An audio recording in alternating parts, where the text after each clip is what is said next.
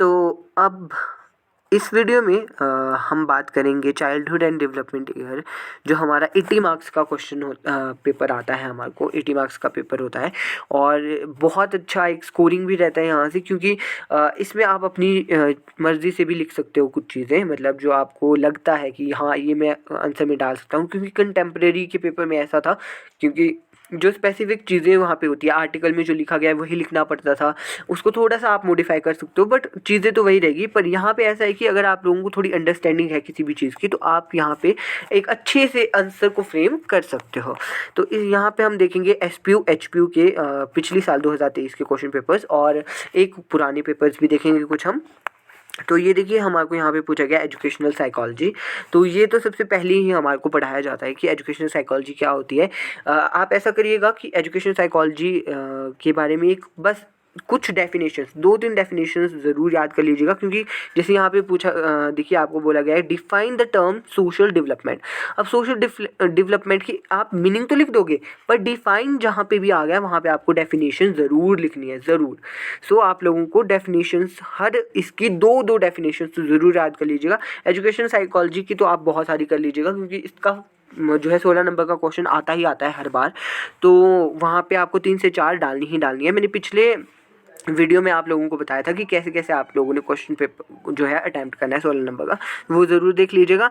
और ये देखिए आप लोगों को यहाँ पे क्रिएटिव लर्नर की कैरेक्टरिस्टिक्स है। अब आप लोगों को क्रिएटिव लर्नर पता है कि क्रिएटिव लर्नर कौन होगा, जिसका आईक्यू लेवल अच्छा होगा, क्रिएटिविटी होगी उसके अंदर, वो चीज़ें लिख देनी है आप लोगों ने। यहाँ पे अपना एक चार्ट बनाया और उसमें आप 5-6 पॉइंट्स लिख देना। जैसे ये कितने नंबर का है, 2 नंबर का है। आपने क्या किया, 6 पॉइंट्स को ऐसे लिख दिया और उसमें से सिर्फ दो को आपने जो है आगे डिस्क्राइब करना है, उसको एक्सप्लेन करना है, क्योंकि ये हमारे पास 2 ही नंबर का है। और उसका इंडिविजुअल डिफरेंस, ये तो सबसे बड़ा। अब देखिए एजुकेशन साइकोलॉजी के अंदर एक चीज़ बताता हूँ कि कोई भी आपको क्वेश्चन आएगा, उसमें एक चीज़, कुछ पॉइंट्स तो ऐसे कॉमन ही है सब में। जैसे एक सबसे बड़ा है इंडिविजुअल डिफरेंस। इंडिविजुअल डिफरेंस तो आप हर चीज़ में ही डाल देना। सोशल डेवलपमेंट, मॉरल डेवलपमेंट, और जो भी डेवलपमेंट होती है वो कॉग्निटिव डेवलपमेंट, ये सब आप जो है सब सभी में डाल सकते हो। इसके बाद ये देखिए right a note on problem faced by student during adolescence period. अब एडोलेसेंस पीरियड से हम भी गुजरे हैं, तो हमें भी पता है कि क्या फेस कर सकता है प्रॉब्लम, तो आप लोगों को ऐसे भी लिख सकते हो आप।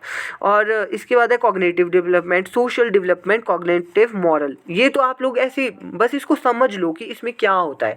जो भी चीज़ें इसमें होती है ना, उसको अच्छे से फिर आगे आप लिख सकते हो। अगर आपको बेसिक अंडरस्टैंडिंग है कि सोशल डेवलपमेंट में क्या होता है, सोशल डेवलपमेंट कैसी होती है चाइल्ड की, कॉग्निटिव डेवलपमेंट कैसी होती है, मॉरल डेवलपमेंट कैसी होती है, इमोशनल डेवलपमेंट कैसी होती है, तो बस उसके बाद आप 10 पेजेस भी लिख सकते हो।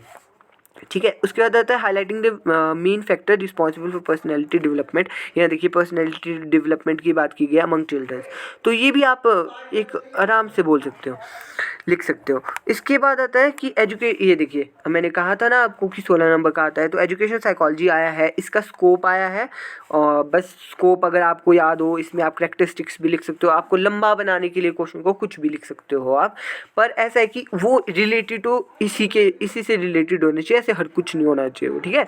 उसके बाद आता है main difference between growth and development. अब आपको लगेगा कि यार 16 नंबर के पेपर में 8-9 पेजेस कैसे भरेंगे इसमें, तो मैं आप लोगों को इसका एक ट्रिक बताता हूँ कि आप कैसे लिख सकते हो।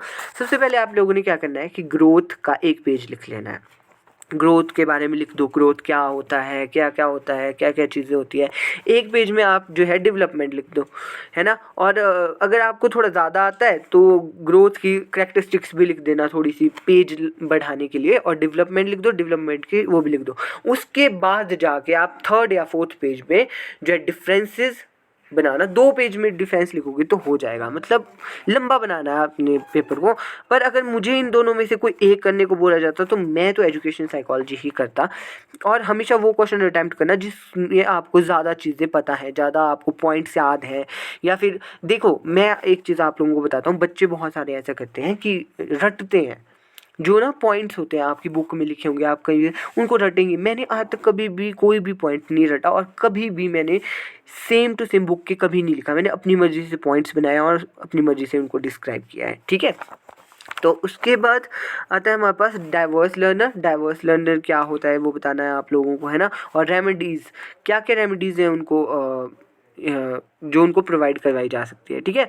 उसके बाद आता है रोल ऑफ टीचर। देखो ये तो ना मतलब कुछ क्वेश्चन ऐसे आते हैं जिनमें आपको मतलब आप कुछ भी लिख सकते हो। अभी इसमें पूछा गया कि एक क्या टीचर का रोल क्या है इंडिविजुअल डिफरेंसेस को क्लासरूम में करने के लिए। सबसे पहले क्या करो, सबसे पहले डिफाइन करो इंडिविजुअल डिफरेंस। इंडिविजुअल डिफरेंस क्या होते हैं, क्या क्या होते हैं, कैसे होते हैं, उनको लिख दो कि इंडिविजुअल डिफरेंसेस में हम क्या क्या चीज़ें देखते हैं। मतलब काफ़ी 2 का पेज ऐसे ही भर दो। फिर लिख दो कि भी रोल क्या है टीचर का, और टीचर कैसे इंडिविजुअल डिफरेंसेस को पहचानता है। मतलब बहुत अच्छे से आप इसको डिस्क्राइब कर सकते हो। और ये देखिए इमोशनल डेवलपमेंट की यहाँ बात की, मैंने आपको कहा था कि सभी डेवलपमेंट को आप लोगों ने अच्छे से याद कर लेना है। अब इसके नीचे देखिए कितना सही क्वेश्चन है कि चाइल्डहुड को आप लोगों ने डिस्क्राइब करना है। जो चीज़ें हम सोचते हैं कि इनको कैसे डिस्क्राइब करेंगे ना, वो भी सीख जाएंगे आप। पहले पेपर में आपको दिक्कत आ सकती है कंटेम्प्रेरी में, उसके बाद आपको दिक्कत नहीं आएगी। मुझे इतना भरोसा है कि जो बीएड में है वो लिख लेते हैं फिर। तो उसके बाद है एडजस्टमेंट। एडजस्टमेंट क्या होती है वो बताना है आपको, फैक्टर अफेक्टिंग बताने हैं।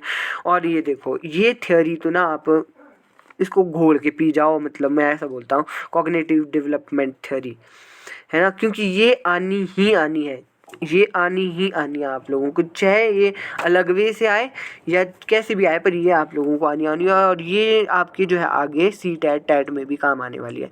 तो इसके बाद चलते हैं हम एसपीयू का पेपर देखते हैं कि एसपीयू के पेपर में क्या आया था। तो ये है चाइल्डहुड एंड डेवलपमेंट ईयर का पेपर एसपीयू का।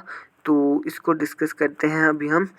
तो ये देखिए इसमें भी एजुकेशनल साइकोलॉजी के बारे में पूछा गया है, प्रिंसिपल ग्रोथ एंड डेवलपमेंट के पूछे गए हैं, इंडिविजुअल डिफरेंसेस। मैंने कहा ना आप लोगों को कि कुछ कुछ क्वेश्चंस ऐसे हैं जो आपके आने यहाँ पे भी सोशल डेवलपमेंट पूछा गया था, है ना। और वही चीज़ें हैं, बट आप लोगों को बस बेसिक सा आइडिया होना चाहिए। सिम्टम्स क्या है माल एडजस्टमेंट के, ये हमारे लास्ट यूनिट का आता है। ये देखिए यहाँ पे जो है यहाँ पे भी वही क्वेश्चन आया, difference among growth maturation and development. तो ये हो गया। ये भी आप लोगों को तीनों में डिफरेंस भी आ सकता है, तो तीनों के आपको अच्छे से जो है क्लियर होना चाहिए मीनिंग। और ये है importance of heredity and environment. तो ये भी इजी ही है क्वेश्चन।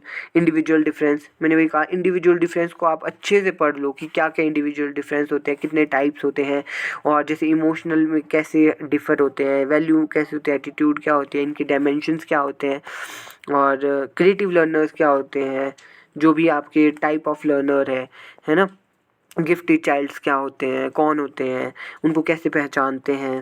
तो आई गेस आप लोगों को बहुत अच्छे से पढ़ाया होगा। अब यहाँ पे भी इमोशनल डेवलपमेंट आया है देखो, तो सोशल डेवलपमेंट भी आया है, सोशल और इमोशनल का कंबाइन बनाया, मॉरल डेवलपमेंट, ये देखिए सारी डेवलपमेंट डाल दिया आप लोगों को। तो ये ऐसे क्वेश्चन ही आएंगे आप लोगों को भी, एज सच कोई ज़्यादा डिफरेंट नहीं आने वाला। कॉग्निटिव डेवलपमेंट के बारे में पूछा गया है, तो ये कुछ है। यहाँ पे देखिए एल्बर्ट की थ्योरी के बारे में पूछा गया है। सो जो भी थ्योरीज आप लोगों को कराई है आपके टीचर्स ने, उनको अच्छे से पढ़ लीजिएगा जितनी भी थ्योरीज कराई है। तो अभी इसके बाद एक और क्वेश्चन पेपर है, वो भी देख लेते हैं। तो ये देखिए यहाँ पे भी एजुकेशनल साइकोलॉजी पूछा गया है। फिर से 3 पेपर देख लिए हमने, तीनों में एजुकेशन साइकोलॉजी है, तो ये मोस्ट इंपॉर्टेंट हो जाता है आप लोगों के लिए। इसके बाद जो है आप लोगों के लिए ये देखिए यहाँ पे इंडिविजुअल डिफरेंस का फिर से क्वेश्चन आया है। गिफ्टेड लर्नर जो मैंने थोड़ी देर पहले बोला तो वही भी आया है। गिफ्टेड लर्नर आया है, क्रिएटिव लर्नर आता है, मैच्योरेशन आता है, ग्रोथ डेवलपमेंट, है ना, और काइंड ऑफ इमोशंस। अब देखिए इमोशन के टाइप्स पूछे गए हैं आप लोगों से, cognitive development, moral development, social development. तो ये थोड़ी सी ऐसी चीज़ें हैं ना जो आपने रट लेनी है बस। इनकी मीनिंग, इनकी कैरेक्टरिस्टिक्स, इनके बारे में जितना भी है वो आप लोगों को बस याद होना चाहिए कि क्या क्या फैक्टर अफेक्ट करते हैं कॉग्निटिव डेवलपमेंट को। एल्बर्ट की थ्योरी देखिए वहाँ पे 16 नंबर में पूछी गई थी, यहाँ पे 2 नंबर में पूछी गई है। तो ये थ्योरीज भी इंपॉर्टेंट है आप लोगों के लिए। उसके बाद ये देखिए यहाँ पे भी वही क्वेश्चन है, difference between growth and development जो पीछे था, और मेन प्रिंसिपल आप लोगों को याद होनी चाहिए। और उसके बाद यहाँ पे भी वही क्वेश्चन है, देखिए सेम हेरिडिटी एंड एनवायरनमेंट के कंसेप्ट के बारे में पूछा गया है। तो यही क्वेश्चंस आपको रिपीट होते हैं, बस थोड़े थोड़े डिफरेंट वे से पूछे जाते हैं। ये देखिए आप लोगों का यहाँ पे भी main cause of individual differences, तो ये मोस्ट इंपॉर्टेंट हो जाता है आप लोगों के लिए। डिस्क्राइब द क्रिएटिव लर्नर, यहाँ पे क्रिएटिव चाइल्ड की बात की गई है, पीछे भी क्रिएटिव आया था, ठीक है। इसके बाद यहाँ पे देखिए सोशल डेवलपमेंट क्या है डिफरेंट लेवल में, है ना। सोशल डेवलपमेंट की बात की है, वही क्वेश्चन है, वही रिपीट हो रहे हैं देखो क्वेश्चंस हमारे पास। और यहाँ पे कॉग्निटिव डेवलपमेंट की ही बात की गई है, और यहाँ पे की गई है एडजस्टमेंट की बात की, एडजस्टमेंट क्या होती है और उसके फैक्टर अफेक्टिंग और क्या रोल है टीचर का एडजस्टमेंट में।